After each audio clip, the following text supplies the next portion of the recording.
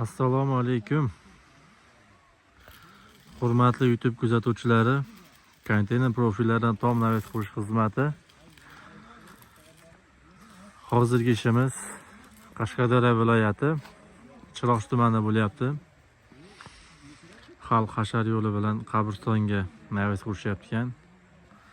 Bu obyektimiz 34 ga 12,5 bo'lyapti. Ko'prik alazik 100% konteyner profildan kraskalangan holatda shoda qotish jarayoni ketyapti mana.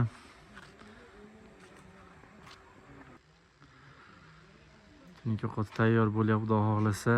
Bu obyektimizni siliflari kransheyni o'zi bilan bo'lgan. Oldiga tunikafon qilinadi. Suv oldiga tushishi ko'rinmasligi uchun firmalarimiz orasi 1,5 dan qo'yilgan.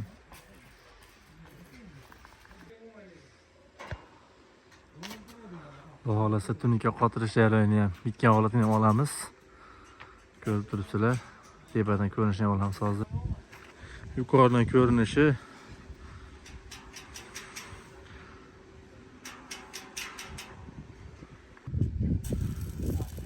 amaki o'tchayu.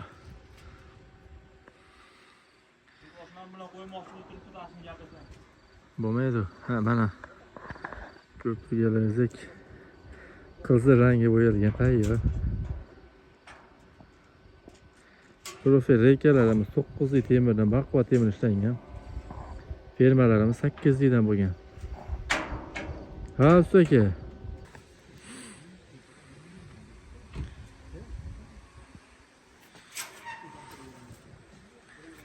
Ha, kransheyni tayyor o'zidan chiqarilgan.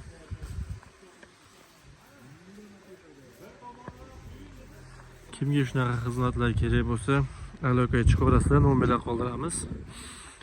Nasib bo'lsa, ertaga tunika qotirilgan holatida ham olamiz.